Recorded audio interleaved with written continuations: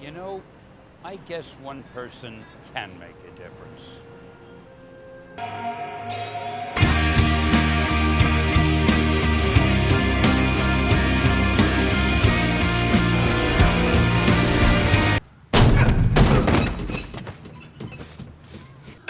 You okay? Oh, my back. Remember, with great power comes great responsibility. There's something about the underdog hero, the character who keeps getting knocked down in life, taking one step forward, but forced to take two steps back. Yet regardless of that, regardless of how many L's they take, in the end, they dust themselves off, put on a brave face, and rush back into the fight. And we love that for them, because as fun as the power fantasy hero or the anti-hero can be, the underdog hero will always be the most relatable, because we as people, most of us at least, unless we're are the underdogs in life. We all make mistakes, have regrets, and at the end of the day, no matter what mask we wear in front of others, when we're alone with ourselves, we're just someone trying to get by and survive.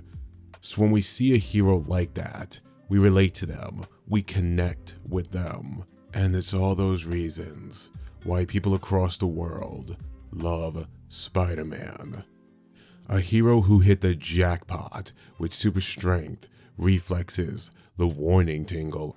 Peter Tingle. I know they don't like it called that, but I'm gonna call that because I love the way that sounds. Yet, the trade-off is that while Spider-Man has powers that make him a giant powerhouse, his personal life is always plagued with problems. Sometimes it's his love life, his financial life, other times it's his family, or sometimes it's all those things combined, one trauma smoothie. And usually these problems would create an adventure for our favorite hero that would be bittersweet. Even when they got the happy ending, the journey to that ending was paved with sacrifice and suffering. TV tropes would define this type of storytelling as earn your happy ending. The rough summary of that trope is about a story that drags the characters or even the audience through hell and back.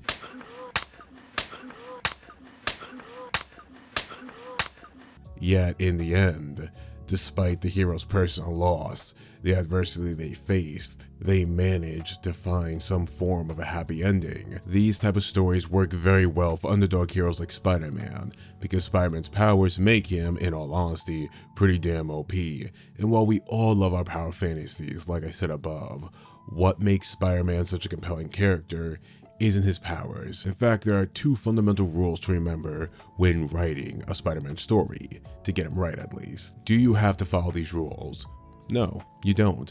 But like wearing a seatbelt or keeping Avi a ride away from Spider-Man movies, No! No! No! No! I highly suggest you do. No matter his physical powers, Spider-Man is supposed to be the hero of the people, your friendly neighborhood Spider-Man. It doesn't matter if it's John Watts' MCU Spider-Man, Mark Webb's Amazing Spider-Man, or the GOAT, Sam Raimi's Spider-Man. These are the rules, the code if you will, and we all know what happens when you break the code. Right, Anakin?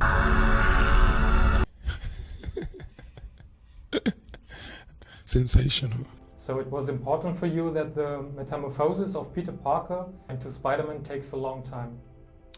Well, it wasn't important that it took a long time necessarily, but I wanted to be with the character and understand in each and every moment what he thought and what he wanted and what he was experiencing. So I didn't think that it was something that could be glossed over. I wanted him really to take a journey of growth into becoming this hero. And I wanted the audience to take it with him. So there were many steps to that journey, many moments that I felt had to be dramatized for the audience, and so it did take a while. It's safe to say that the Sam Raimi movies are the golden trilogy as far as web heads are concerned. There's always been the comics and even the animated Spider-Man stories, but Raimi took the character off the pages and onto the big screen in a way that most still adore. He gave us a Spider-Man who was soft-spoken, dorky, and well, a loser. Yet through all that, Peter had a good heart. Raimi's Peter doesn't start out the perfect Spider-Man. We watch as he goes through the stages of just using his powers for self-gain, hoping to get a car to impress Mary Jane Watson. But after one emotional, selfish choice that leads to the death of his Uncle Ben, it sets Peter on the journey to becoming the classic Spider-Man that we all love. Also, for the sake of this video, I'll be referring to Raimi Spider-Man as the classic Spider-Man / Peter Parker most of the time. Sometimes I'll just call him Tobey Maguire Spider-Man because, well, Tobey. Classic Peter Parker's first Spider-Man film can be looked at as one of the best origin films ever for a superhero. Peter is a simple, geeky senior in high school. His parents are out of the picture, implied to have been out of Peter's life for a very long time. His only friend is Harry Osborn, a young man raised by Norman Osborn. Be ashamed of who you are. A rich inventor, something of a scientist himself. He said it! Peter has also held a long-time crush on Mary Jane Watson, a young woman who lives next door to him, who has a troubled home life but a good heart. The funny thing about Harry and Mary Jane is that while at times they do suffer from early 2000s writing problems, they are two characters who get a lot of characterization on their own. We get to see how Harry and Mary Jane feel, we get to know what they want, what they're struggling with, and the relationship with Peter, while not as fleshed out as it could be at first, really does get some deep characterization throughout the films. And once you look past the camp, it really does feel like a very complicated and interesting relationship between these three characters. They are at the center of Peter's life, from the beginning till the end of the story. We watch as Peter goes from your average geeky high school kid in his first film into a crime fighter who has to save the city from the sinister Green Goblin, who is secretly Norman Osborn, played by William DeFriend. Norman's on sabbatical, honey. He constantly finds himself losing more than he's winning, and we see how much the Green Goblin just wants to break him. But the one thing they love more than a hero is to see a hero fail, fall, die trying. In spite of everything you've done for them, eventually they will hate you.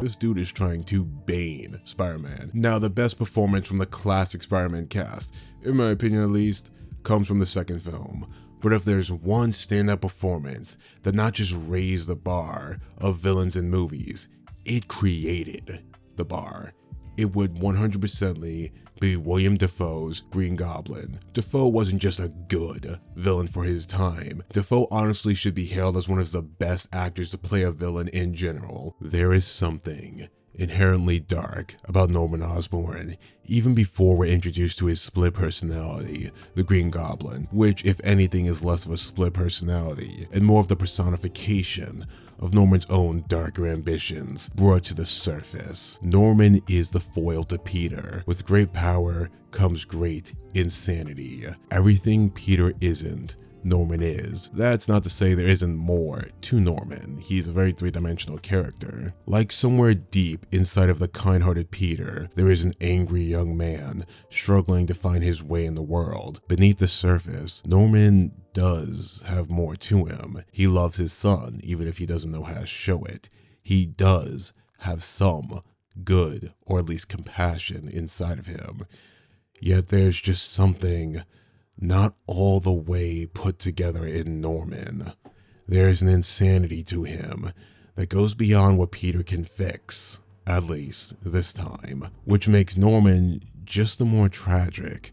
You can see that somewhere inside of him, past the insanity and ambition, there is a man who wants to love his son and be a good person, yet it's buried too deep inside of him. Just like no matter how much darkness Peter has inside of him, the good part of him always wins out. It's the reverse for Norman. And by the end of the film, the Goblin is tearing apart the city, hurting people close to Spider-Man, people close to Peter. So they fight and keep fighting and time again until finally we're taken to their last fight, an end out, drag out beatdown. And in the end, the Goblin's lust for chaos is his own and sadly Norman's undoing. Peter knows that to be Spider-Man, there's a price to pay, and to keep the people he loves safe, like Harry, Mary Jane, he has to push them away in some way. Because he's Spider-Man, and he'll do whatever it takes to keep the people he cares about, to keep the city he cares about safe, no matter the cost.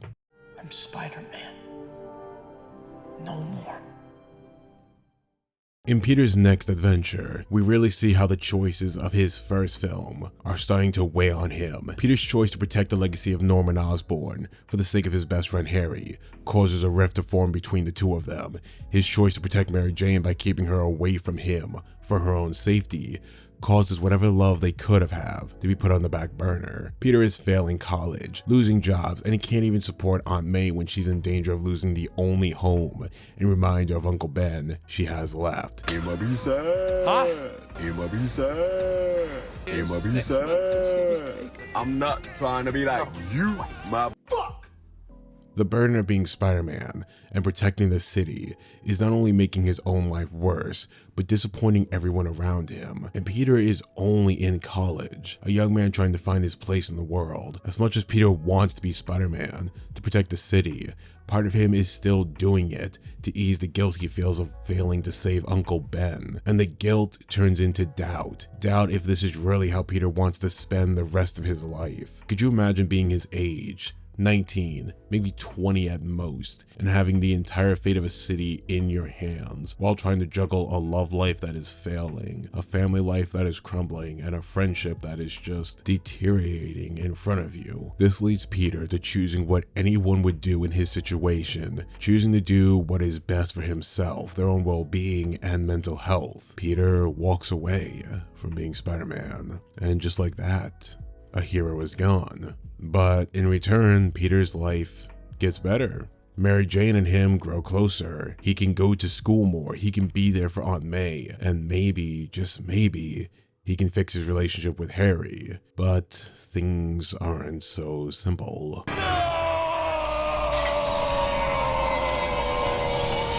Through this new Spider-Man adventure, Dr. Otto Octavius, a man Peter had grown close to during the film, has suffered his own losses and misfortune that have turned him into something else, something darker, and the city is suffering because of it. Otto is personally my favorite Spider-Man film antagonist. Maybe just because I'm a sucker for Alfred Molina. Maybe it's just because I, like Peter, I want to help him through this hard time. I can fix him. I can fix him.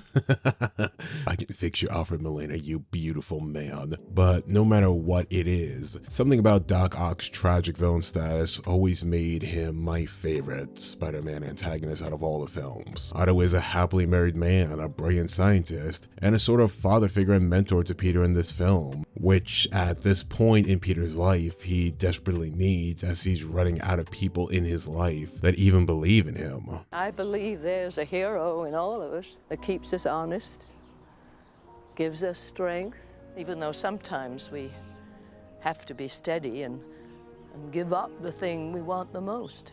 Spider-Man did that for Henry, and he wonders where he's gone. Peter accepts that no matter what, with or without his powers, as long as he has his sense of duty, he must protect the city. And this costs him the prospect of a normal life, even his friendship with Harry, and finally, a life with Mary Jane. Peter realizes that no matter what, he can't stop fighting, he can't stop helping people. This is who he is. Forever. Yet, where the first film leaves us with a bittersweet, almost downer ending for Peter, Spider-Man 2 gives the audience and Peter a win, an earn your happy ending of sorts. Mary Jane chooses Peter, because even if a life with Peter is uncertain, she loves him and she's willing to bear through this uncertainty with him, because this is what will make her happy. Even if the more comfortable life would be a simpler one. But there's still one last story to tell in the classic Spider-Man trilogy. It's at this point I can no longer talk about the Spider-Man films in the context of just the narrative. On this channel I usually like to dig into the behind the scenes information on the productions when it relates to inconsistencies in relation to the final product of the film or show. And oh mama, this is where the Spider-Man films gain a curse that they will never be able to grow out of as long as Spider-Man films are profitable and successful at the box office. And the name of that curse is Avi Arad. Long story short, Arad is a businessman first and foremost. Whatever he believes will make money, he will do, and what he believes won't make money, he won't do. Now this has helped Spider-Man films in some context. You know, you had someone who wanted to make them and make them profitable at that, but this man ain't no Kevin Feige. He's more like a mixture of Alan Horn and Bob Iger. Oh, God! With their worst tendencies ranked up to 11. So throughout Spider-Man's modern film history, from Spider-Man 3 to even Spider-Man No Way Home, if there was ever a moment where you went, why does this feel like it wasn't the filmmaker who wanted to do this? You can probably guess Arad had something to do with it. Or Miss Amy, but that's a different subject entirely. Probably something that involved a sandwich. Don't ask kids, it's weird. Let's get back to the video. The classic Spider-Man's last adventure is about within himself, symbolized by his own darkness, physically represented in Venom, who's only there because the studio forced Sam Raimi to do it, and then the actual heart of the story. I'm not a bad person.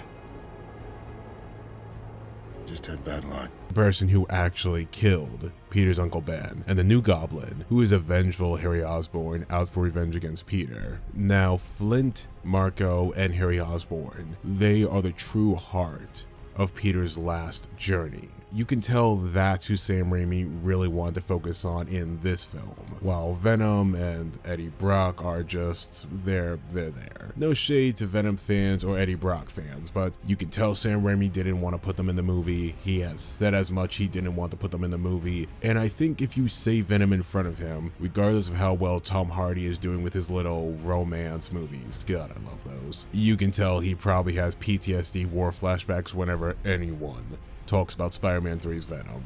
Now, I won't lie to you, personally, I've grown to love Spider-Man 3 for what it is, but in execution, it's a complete mess of a studio getting in the way of Raimi telling the story he wanted to tell from day one. Now, we've seen this before in the modern day. You got Zack Snyder's Justice League that had Warner Brothers interfering with everything, even from day one of writing the principal photography. You can even trace that back to Batman v Superman with them trying to rush the Justice League. Or if you want to go to the Marvel side, you have Iron Man, which was Disney and Marvel just rushing Jon Favreau, saying put this in there, put this in there, put this in there. And if you want to go over the Star Wars side of things, J.J. Abrams was basically beaten down by Lucasfilm every step of the way, here, there, and everywhere, when making his sequel trilogy, well, 2 out of the 3 sequel trilogy films. We're not going to talk about the last one though, because the word is still out on how much happened there, but it's pretty clear it was a studio mess. But to bring it back to Spider-Man, I'm not going to say I don't like Venom, even if Sam Raimi probably hates everything about the character because of Spider-Man 3. I love Venom. I love him in the animated series. I loved him in the Spectacular Spider-Man. And who doesn't love Tom Hardy's romantic comedy films with Venom? He's basically every single monster wet dream come to life. And now that I've said that, I hope I can still monetize this video from all the monster fuckers who are gonna come into my comment section. I don't think I'll get that many. Who knows? Who knows? You a monster fucker? Are you a monster fucker? I should really get back to the video now. Seriously, that fandom is horny as f. I'm pretty sure Andy Serkis has an AO3 account considering what's in the director's cut of that film. For legal purposes, I have to say that was a joke. There's a clear parallel between Peter and Harry in Spider-Man 3. Both of them are so consumed by rage and vengeance, wanting to get back at the people they feel took something from them, that they don't listen to context, that they don't listen to each other. And we can see by the end of the film, just as Peter finds a way to reconcile with Flint and end their conflict, so does Peter, Harry, and even Mary Jane. because at the end of the day, no matter how someone hurts you, this quest for revenge and vengeance just ends up hurting each other. And sometimes it's better just to let that hatred go. There's a lot I can say about the Sam Raimi movies, and I'll be transparent when I say that I am a Raimi shill. So of course my opinion on these films will always be more positive than likely others. Even in the context of Spider-Man 3, which is a hot mess of what Sam Raimi wanted to do and what the studio forced him to do. That being said, Sam Raimi did something very special with the classic Spider-Man trilogy, and even in Spider-Man 3, you can clearly see that. Peter's darkness was something that had always been there, since his first adventure. Darkness we all have felt, but it's only until the third film that we finally get to see it. Classic Spider-Man is a story about how no matter what, we can't stop trying to do better. We can't do everything. We can't be perfect, but we can try to do better. No matter what we've lost, no matter what mistakes we've made, no matter how bad things get. As long as we try to be better, that's all that matters.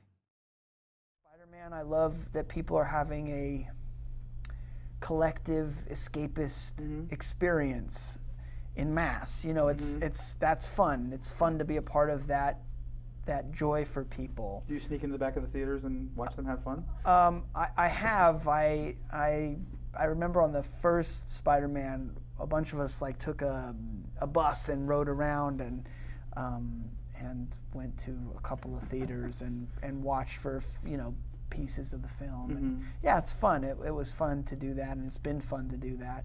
And also the experiences I've had with brothers, where they're both substantial, but this in a different way. All of that stuff is certainly satisfying. Yeah. And does doing the 2 pictures in between prepare you to jump back into the giant machinery of doing a 4th movie? Yeah, it's great. And does it change your perspective? Is it different going in, or? Well, it's always different. I mean, each movie's different. We evolve as people. All of that. At the same time, there are certain dynamics and relationships that have continuity. Sam and myself, Sam Raimi, the director, and we have a certain banter or dynamic that's fun and funny, and I love collaborating with him. So there's some familiarity that I really love, and also I like the new. And okay, how do we press this? How do we make it more exciting, more fun? How do we evolve the character and make it a rich story? And how do I make it interesting for myself to go do something else? So yeah, I appreciate that too. I have fun with those movies. I really do. And now for something completely different. The Mark Webb Spider-Man movies were probably the most divisive at the time they were released in the context of Spider-Man movies, unlike the Sam Raimi movies, which were considered the gold standard, and the John Watts movies that were always going to be well liked because it's Spider-Man in the freaking MCU. That is cool as shit. It wouldn't matter if you fed them a garbage. Oh, hi Spider-Man Far From Home, how are you doing? This joke is brought to you by my love of torturing my homie the C. Go sub to his channel. Cool dude, great account. He's probably going to give me some shit for shitting on Far From Home, but I love doing it. I'm kidding, it's okay. It's not great, but it's okay. The Mark Webb Spider-Man films were doomed to have people against them from the very start, not helped out by the fact that Spider-Man 4 was very much a movie that was going to happen at the time, until the studio's own mishandling destroyed the story that Sam Raimi was building. So yeah, it was time for a reboot. The funny thing is, I love Andrew Garfield as Spider-Man. He's actually my personal favorite actor to play Spider-Man. Mind you, Tobey is my Spider-Man growing up. He has my favorite movies. If you ask me if I could only watch one of the 3 different picks for live action Peter Parker, I would choose Tobey Maguire every single time. He has my favorite movies. I love the dude. But I loved Andrew Garfield as Peter Parker. I have crippling depression. For me, he was the perfect chaotic disaster, and even though Sony was constantly in the background of the Amazing Spider-Man film, you had Mark Webb and Andrew Garfield doing their absolute best to make this story work. If the Raimi movies were about creating a classic Spider-Man from the comic books for the big screen, the Amazing Spider-Man was about creating a Spider-Man that felt like he could be in our world. Gone was the intentional camp, which was the point of the Raimi films, you goddamn mother. Gone was the hyper-stylized, idealistic, soft-spoken Peter Parker that Tobey get the fuck out of his way Maguire brought to you. Now we had this grounded, chaotic, high-energy Andrew Garfield Peter Parker running around, including war flashbacks for any millennial who remembers being that kid, being that person at that age. Jesus, this dude needed ADHD medication like a motherfucker. Look at him right around. I fucking love it. The strongest part of the Amazing Spider-Man films is Peter's relationship with the supporting cast. As much as I love the Raimi movies, as much as I think the John Watts movies were better executed films, the Mark Webb Spider-Man films shine the brightest with its portrayal of Peter Parker and his relationships. Uncle Ben and Aunt May are more fleshed out as people here. Ben is far more closer and more involved in Peter's life than we've ever seen him before, and at this point in time probably ever will, considering the MCU doesn't seem to want to mention Uncle Ben at all.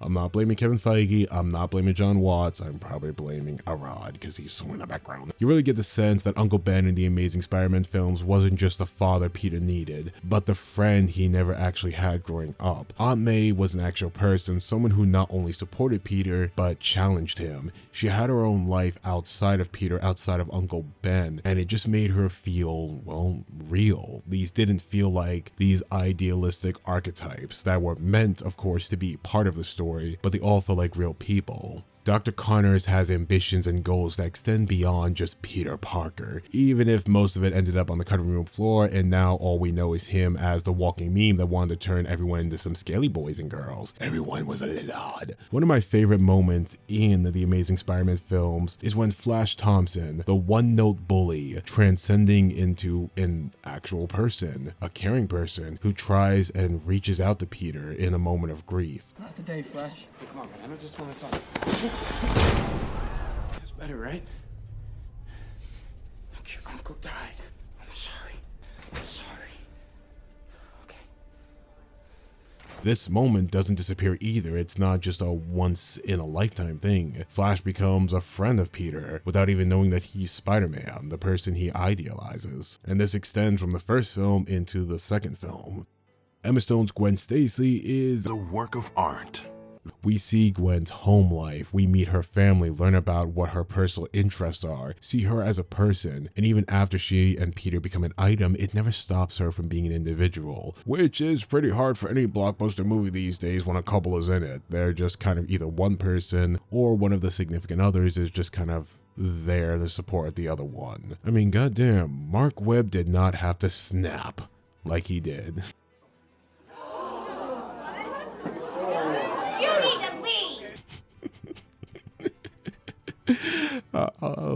I'll leave. No matter how redonkulous the Mark Webb movies can get, and they get really redonkulous, maybe because Webb is a madman or because of the editing, it gets pretty weird. The Amazing Spider-Man's first adventure in a way reminds me a lot of The Force Awakens in all of the best ways. There are concepts and tropes that have been used before in the classic Sam Raimi Spider-Man films, yet the context and execution are completely different. In fact, Peter's adventure in the Amazing Spider-Man films almost feels like at times it's addressing some of the Sam Raimi Spider-Man films that weren't as explored as much as they could have been. Sam Raimi's version of New York City was the idealized version of it, vibrant, alive. It felt like a comic book panel ripped straight from the pages slapped on the screen, which was the intent of the Sam Raimi movies. Mark Webb's New York City felt like the opposite, taking the dark, internally isolated representation of New York City and portraying it through the eyes of a modern, at least at the time, teenager. It was more reserved, it was literally and also metaphorically darker, even when at times it gets a little wonky because the studio interference. New York City is very much a character in these films in its own right. Buddy, it's okay. It's all right. Hey, look. Just a normal guy. Want to hold on to this? My mask. All right. Jack? Yes. Let's get you out of here. I'm gonna undo the belt. You're gonna hold on to that seat in front of you, okay? On 3. See how easy that was? You did a great job.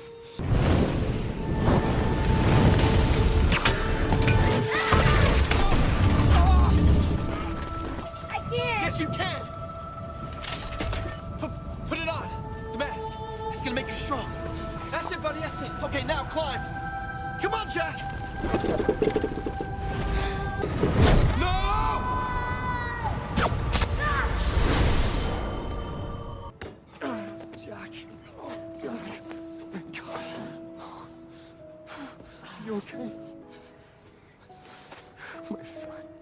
My son. My son. Everyone is Spider-Man. That's the point of the character, is that we all can feel like Spider-Man because you can't see any skin color, you can't see who's in the suit, so you can imagine yourself in the suit. And I think that's why that's Spider-Man right there. That's definitely Spider-Man. That's the real Spider-Man. And also that's the real Spider-Man right there. And that's the real Spider-Man, right? Like, it's everyone's. It's a simple, beautiful moment that defines Peter Spider-Man as a hero of the people, which, in my opinion, is the most important quality for a Spider-Man film to have. You need to show that, because that goes beyond the powers, the connections to other heroes, or whatever. You need to show that anyone can be Spider-Man, and that Spider-Man inspires people to be brave and try to be better. The second one is a little more ridiculous, but I love it. It's when this little boy tries to throw hands with a Russian stereotype and Peter comes to the rescue to beat him harder than Joseph Stalin beat his father.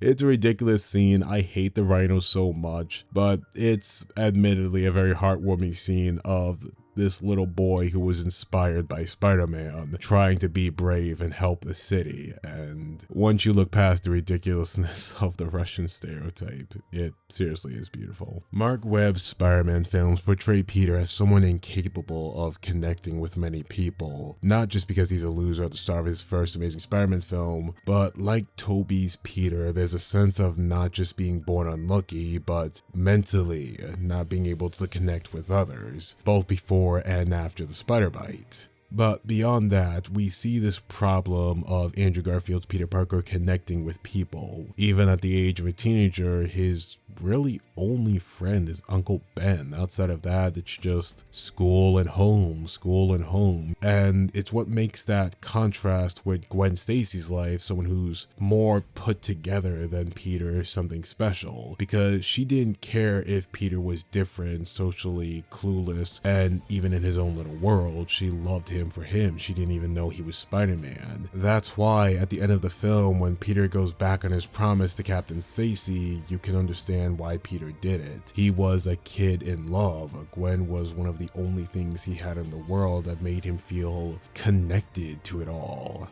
You need to be gone when they get here. Okay. The city needs you.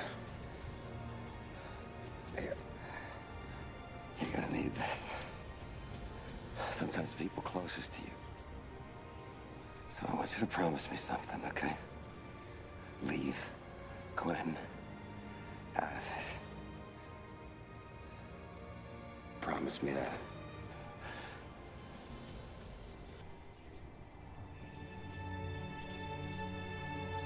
And that's what makes what happens in Peter Parker's next adventure one of the hardest lessons we would ever see Spider-Man learn. The Amazing Spider-Man 2 is a tragedy, both in the context of a story and in the context of a film production. The Amazing Spider-Man 2 was a mess of Sony trying to jam as much as possible into one movie. Now, the world was a much different place in 2014. The MCU had come out with the Avengers 2 years prior, and they were gaining a lot of steam despite having a lot of problems behind the scene with Whedon and Satan himself. Lucasfilm had been sold to Disney, and they were making Episode 7. That was soon coming and threatening to be one of the biggest films of all time. Warner Brothers was still a credible studio and not a disaster setting themselves on fire every other day. Andrew is likely the best actor to play Spider-Man to date, and I will die on that hill. Now, with all the negative I've been saying about this film, let me touch on some things I do love about The Amazing Spider-Man 2. Peter's second journey, for one, is beautiful looking. Disturbingly beautiful. I know, see. You hate the saturation. I get it. But personally, I love it. To me, it's the best looking of the Spider-Man films. And if you guys want me to stop mentioning the C, go sub to his channel. The performances by everyone in the film are honest, and even when the material isn't that great, you can tell the cast is giving it their all at every moment. Everyone on the film is giving it everything they have. From the director, the the cast, the crew. The problem is the people who weren't giving it their all was Sony. The relationship between Peter and Gwen is even more of the focus in this film, and Andrew Garfield and Emma Stone are just adorably wholesome in this. Helped out, of course, by the fact that at the time they were actually dating, so their chemistry of those two young people in love is as real as can be, and you can see that. Sally Fields as Aunt May proves once again that she is the queen of the role, with how she brings so much depth and humanity to this character that's usually only an archetype. Side note, Sony was planning on making an Aunt May spin-off, and I'm just confused as fuck, which this morbid curiosity would probably be interesting, but no, please no. No shade to Rosemary Harris, who I love and will protect at all costs, you lovely, amazing woman. Even the new characters do their best with what they're given. Mark Webb's Harry Osborn is more somber, and you can see the damage his father's abuse has done to his mental state right from the start. The worst part about this film was not focusing more on the story surrounding his relationship with Peter, instead of trying to split the screen time between him and Electro. Electro is awful. We all know that. And I don't blame Jamie Foxx. He is trying the best with what he was given, but he was just given some very, very bad material. The main problem is that Electro's trope was outdated even before 2014. It's aged even worse now, and it just never gets better, and I have no idea why Hollywood keeps doing it. Nerdy, social outcast has an obsession with the protagonist. They somehow turn into a supervillain, blah, blah, blah, blah. The only film that ever did this right was The Incredibles, and it feels like everything's just been ripping it off since. But otherwise, this trope is tiring. It sucked in Iron Man 3. It sucked in Wonder Woman 1984, but then Wonder Woman 1984 sucked all around. Oh my god, Wonder Woman 3. Oh my god, Wonder Woman 3 is gonna be horrible. Fingers crossed it's not. And it sucks here in The Amazing Spider-Man. Felicity Jones is also in the movie as Felicia Hardy. You probably didn't know that considering most of her screen time was cut. I got nothing to say about that. I just like Felicity Jones. I miss you, Jenna Erso. I didn't even know they had themselves a Mary Jane of the film until she was cut. And it's not the number of villains that makes The Amazing Spider-Man 2 a problem. It's the fact that they all shoved this into one film, not for the purpose of telling a story about Peter Parker, but for the purpose of Sony's agenda to make as much money, building a cinematic universe as they could. Yeah. All studios are out to make money, all studios want to build a franchise, but Sony wasn't even trying with this. They were just destroying Mark Webb's vision, and this has happened time and time again. But is there a story in The Amazing Spider-Man 2? Yeah, there is. It's the fall of Spider-Man. We watch him lose Gwen Stacy, his world, to his childhood best friend, Harry Osborn. Peter chooses to remain in Gwen Stacy's life when he promised her father that he would leave her alone for her own protection. He broke his promise to Captain Stacy to keep Gwen safe. He broke the promise he made to himself. We've seen Peter lose before. In some cases, spoiler alert, we've seen him lose everything. But I will say, the loss that Peter Parker faces in The Amazing Spider-Man 2 is just, it's heartbreaking. Don't get me wrong, considering what happened to Tom Holland's Spider-Man, that was rough. But if Tom Holland's Peter Parker lost Zendaya's MJ to his own hands, do I think he would have been the same put together kid? No, absolutely not. If Ned was responsible for the death of MCU Peter Parker's MJ, I'm pretty sure psychologically that would break Tom Holland's Spider-Man beyond repair. And that's what happens to Mark Webb's Peter Parker. He loses the two people that were important to him in his life, his childhood best friend and his girlfriend. Yet, despite that, despite there being a time when he hangs up the mask and just gives up being Spider-Man, in the end, he puts it back on. Is Peter over Gwen's death? No, not even close. But the city needs a Spider-Man. He can't just abandon them. So he chooses to keep living. He chooses to keep fighting for her memory. Because if nothing else, he has the fight of Spider-Man. He can't erase his guilt, but he can at least bury it under his sense of duty. It's a difficult, not as young as someone like, the young guy playing it now, Tom Holland, who's a fantastic actor, by the way. But there's something about being that young in that kind of machinery, which I think is really dangerous. And I wasn't young, I wasn't a teenager, but I was still young enough to struggle with the value system, I suppose, of corporate America. Really, it's really a corporate enterprise mostly. Yeah, that's the well, you're doing something in service of something. You know what I mean? Like the character is serving the story or serving a canon, as opposed to all of that serving the. This is how I feel. Go on, yeah. Serving the character. Do you know what I mean? So like. Right. Yeah. Like that's the tricky thing with Lois that I find is that I feel like I love playing her.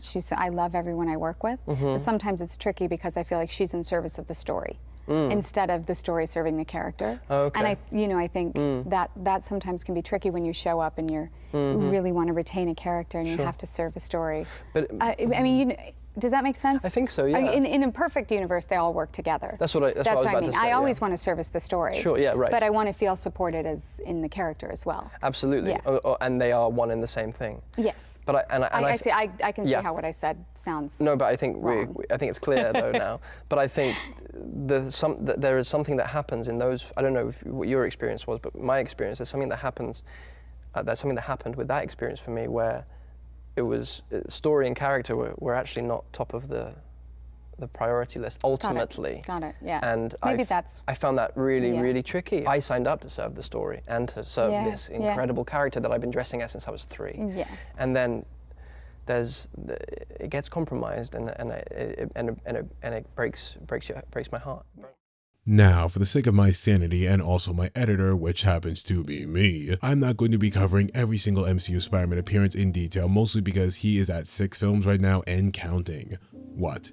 Oh, what happened to Andrew Garfield's Spider-Man? What happened to his 3rd movie? Well, the funny thing is, after Sony and Rod killed on the Spider-Man franchise, twice counting. How you feel, boys? I have crippling depression. This little thing called the MCU said, hey, y'all cool if we shoot our shot and not fuck it up for a 3rd time? Don't make me come down there, you punk. Ironically, most people don't know this, but the MCU actually helped kill the Amazing Spider-Man franchise. The more you know. But let's face it, killing the Amazing Spider-Man franchise to save it from Sony was probably a mercy, because I doubt Sony would have been able to help themselves from not killing itself, from killing it like they killed Spider-Man 3. Rip to Sam Raimi's sanity. So let's go into our second rebooted timeline with Tom Holland's Spider-Man. We meet Tom Holland's Spider-Man in Avengers 2.5. We're sorry for Joss Whedon. MCU Peter's inclusion is a pretty simple one. Civil War really doesn't give us much info on Tom Holland's Spider-Man beyond him wanting to be a hero and being blackmailed under the threat of Tony Stark revealing he's Spider-Man to his aunt and possibly banging her? God damn, Tony, you dog.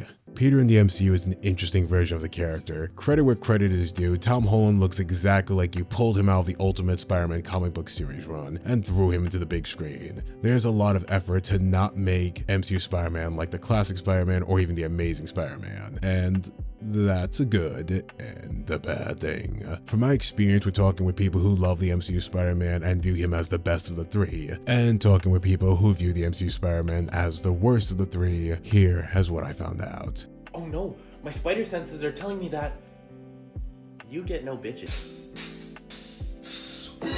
I got it. The efforts to avoid the Sam Raimi camp, which were intentional mind you, and the hyper-realized Mark Webb Spider-Man films, and to keep Sony far away from Spider-Man as much as humanly possible, has been what fans love about this version of Peter. They get to experience Spider-Man in a way they've always wanted to, in the MCU, fighting alongside the Avengers. The MCU has always had a much better track record with films, and unlike the studios of Warner Brothers, Lucasfilm, Paramount Pictures, Universal, and Sony, they have managed to continually build off of their universe in a way that has kept audiences for the most part happy and brought back increasing returns at the box office. Too long didn't read. If you're a fan of MCU Spider-Man, you do not have to worry about if you will see the character again, just when, which is something you could not say when it came to Sony Spider-Man, and it's something you really can't say if you're a fan of any character with any other studios. Like, I have no idea when the hell I'm seeing Finn again in Star Wars, god damn it. Now, on the flip side, nothing is perfect, and I know my dude the C is going to come in here and disagree with everything I said. The main issue people have with the MCU Spider-Man is that while Tom Holland is a good actor and he does a good job selling the youthful, quirky Spider-Man that some have complained they didn't see from the classic or Amazing Spider-Man, at times he doesn't feel like Spider-Man. I can already feel the keyboards clicking now. Why have I even said this stuff? Okay, let me explain. We've talked about it before, but let's try this again. What makes Spider-Man so relatable is that everyone is supposed to relate to Spider-Man. And the problem with the MCU Spider-Man is that sometimes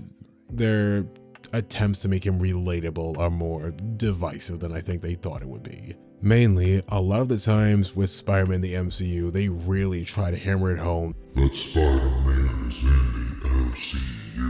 But they sometimes forget the friendly neighborhood Spider-Man aspect of the character. It's great to see Spider-Man team up with the Avengers, wear the Iron Spider suit, interact with Mace Windu, Sherlock Holmes. It's fantastic to see Spider-Man do all these amazing things that every comic fan has always wanted to see on the big screen. And we never got to see that with classic Spider-Man or the Amazing Spider-Man.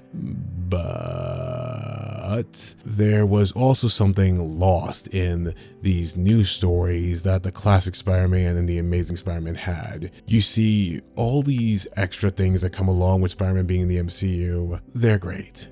They're fun. But none of that is what makes Spider-Man Spider-Man. MCU Spider-Man, on screen at least, has no real relationship with the city he's supposed to want to protect. His reasons for even helping the city, even if there are more reasons to it than we get to see, are more heavily based around trying to gain the approval of Tony Stark and join the Avengers at first. Now, before any of you start typing in the comments, I'm not saying MCU Peter doesn't want to help the city, and we do know at the end of the first Spider-Man, that's what he does. He decides to be the friendly neighborhood Spider-Man. Even in Far From Home, there's no inner conflict with Peter leaving his city to go on a vacation. There's no moment where anyone tells Peter that him leaving the city would put people in danger, that people need him, that Peter selfishly says, hey, you know what, I'm gonna go on vacation because I deserve it, and then he finds out people got hurt in New York City. It actually contradicts to what he said in Civil War. When you can do the things that I can, but you don't, and then the bad things happen, they happen because of you.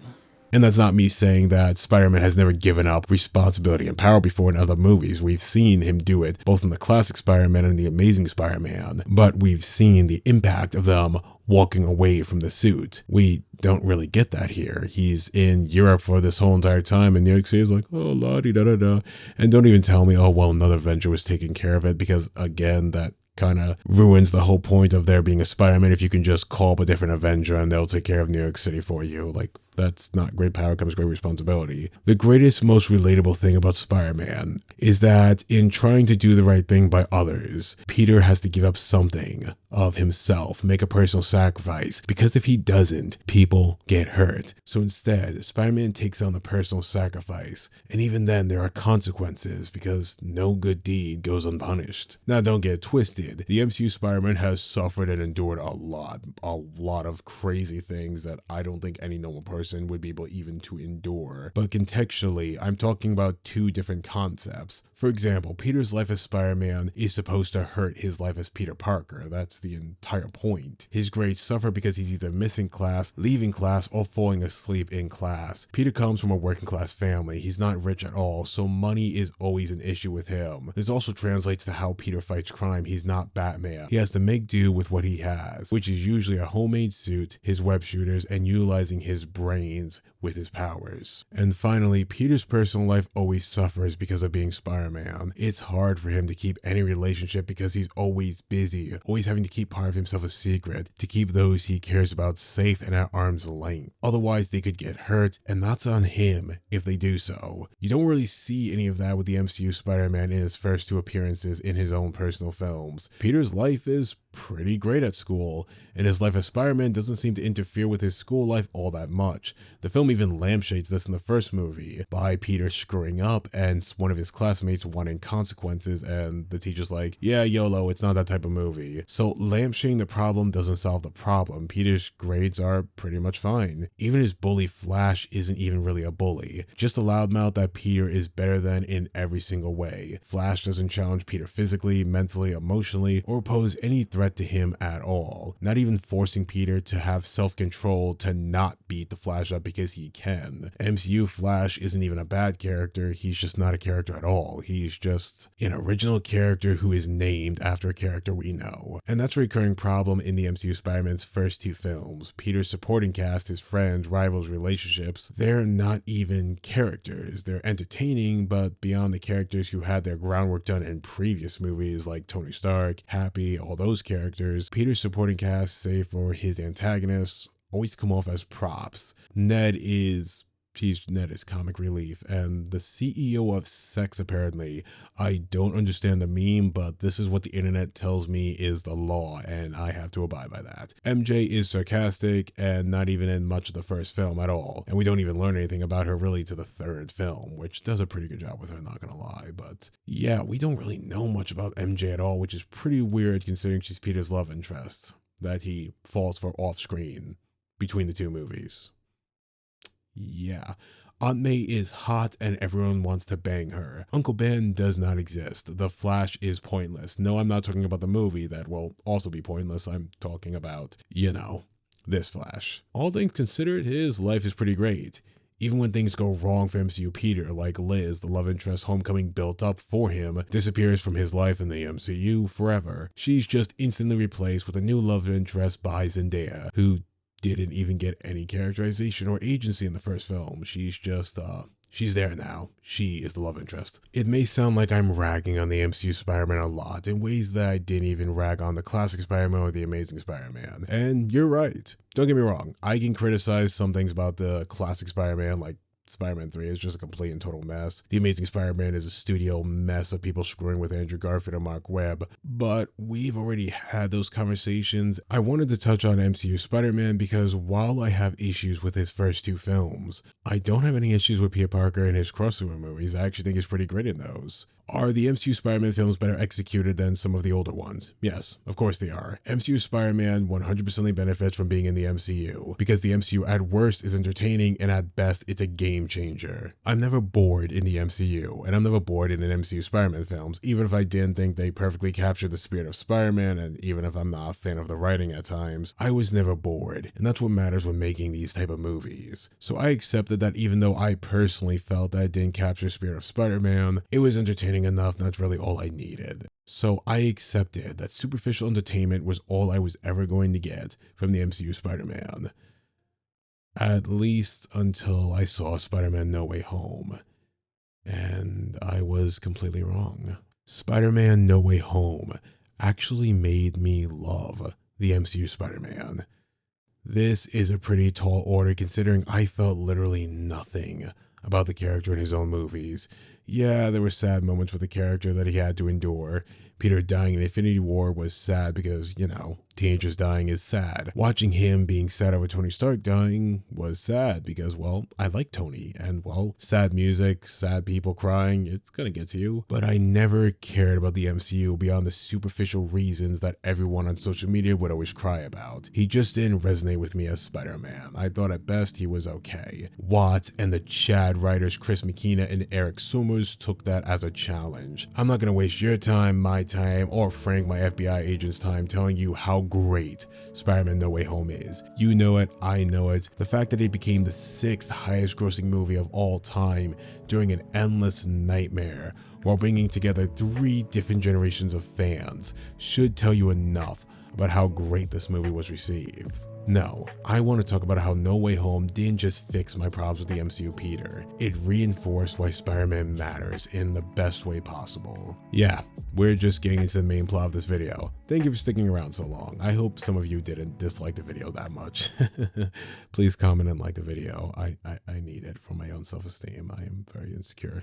I'm joking. No, I'm not. Did No Way Home fix all of my problems with MCU Spider-Man? Yeah, 90% of them at least. MJ still gets barely any characterization, but they do a great job actually fleshing Peter and MJ's relationship out, instead of relying on the fact that Tom and Zendaya have great chemistry together. I mean, like, next level chemistry. You can really tell that Peter and MJ care about each other. There's a genuine vulnerability there, and the film leans into this a lot. It lets them feel this relationship, it lets them be intimate with each other, and it shows a decent amount of restraint, lets the characters actually have moments together without the need of infusing humor into scenes that it really wouldn't fit in. There's one joke in there, but it's not bad, it's cute. And, you know, it's Papa Favreau, we love Papa Favreau. Ned is Ned, he's just Ned. And in terms of Zendaya, I really hope they give her something to work with in the next Spider-Man trilogy, because when you look back at Mary Jane, Gwen Stacy, while I do wish the execution of their stories were a little better, they get a good deal of characterization. We meet their families, we know their wants, desires, and ambitions, and we know their lives outside of being the love interest to Peter Parker. I want to see that from Zendaya's MJ because she's got the acting chops, so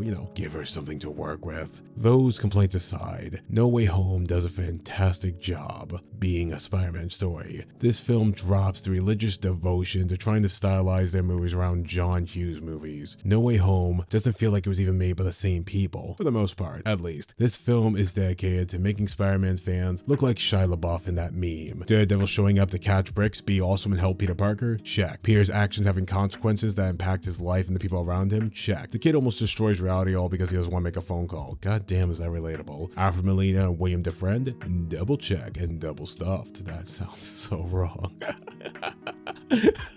That's wrong. That's not even in the script. I just said that. I'm gonna try to edit that out.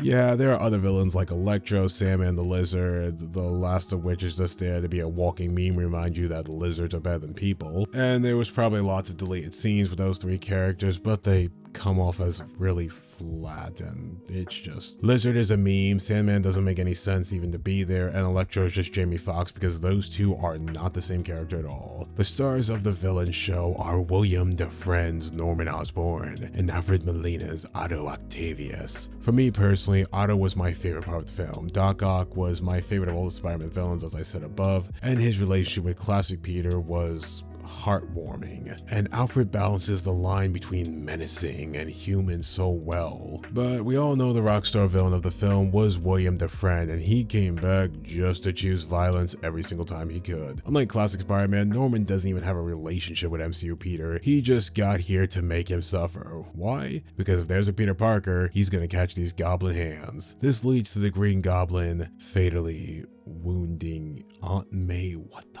It's something none of the films have ever done before, and you feel the shock and despair from that moment. Even though we haven't gotten much from this version of Aunt May in the MCU, there was never a question if Peter loved her, if he cared about her, if she was the first friend he ever had when he didn't have anyone. And the films took their time to show us glimpses of the relationship. He has dinner with her, he talks with her, she supports him. And it's at that moment when Peter is at his lowest that he's lost the last family member he has left, that two familiar faces show up. The classic Spider-Man, Tobey Maguire's Peter Parker, has visibly grown comfortable in his own skin. He's still soft-spoken at times, humble, yet he's clearly found peace and an understanding in his life that only comes with time. He's the eldest of the group who's seen and experienced everything a Spider-Man can offer. Seeing Tobey's Peter again was like meeting up with an old friend, a friend that you parted ways with a long time ago, and made peace with the fact that sometimes goodbyes are just part of life. I'm not one to often cry in movies, but when Otto and Peter finally got to find each other again, that got to me.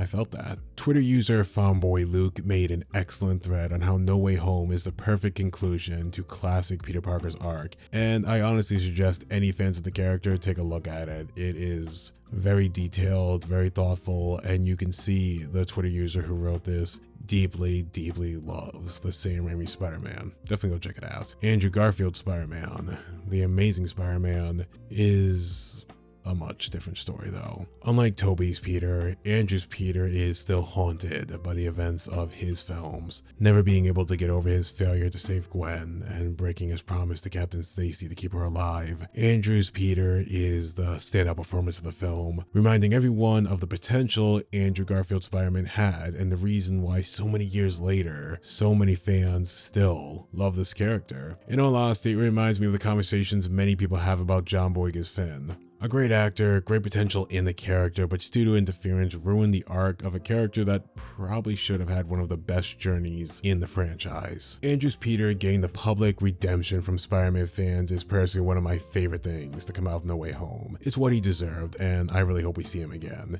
But what impressed me the most was Tom Holland's Peter Parker. Even if I came to the film for Andrew and Tobey, I'll be transparency, I love those two more.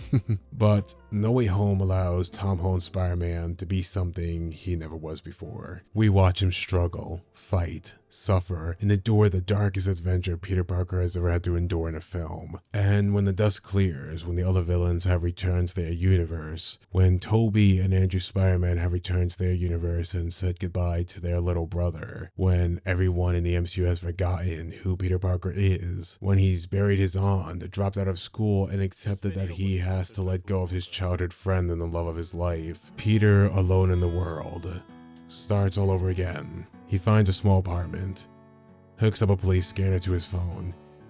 He puts on a homemade Spider-Man suit and swings off into the cold winter night. And that's how the film ends. Peter Parker loses everything and everyone in his life in Spider-Man No Way Home. He ends up completely alone, yet even in his darkest hour, he picks himself back up and he does what Spider-Man does best. He helps people. This right here is why Spider-Man matters, why he will always matter. What makes Spider-Man matter isn't the gadgets, it's not his allies, what team he fights for, how powerful his suit is. None of that matters. What makes Spider-Man matter is that no matter what, no matter how bad things get, Spider-Man keeps fighting. He keeps trying to help the people. We are all supposed to relate to Spider-Man because Spider-Man is bigger than Peter Parker, bigger than Tom Holland, Andrew Garfield, Tobey Maguire, because we all supposed to relate to Spider-Man, to be the underdog who wants to quit so bad, but doesn't. We will all be there. That moment of uncertainty when life just beats us down and leaves us completely broken, yet regardless of how much it hurts, what mistakes we've made, what we've lost, we can't stop fighting.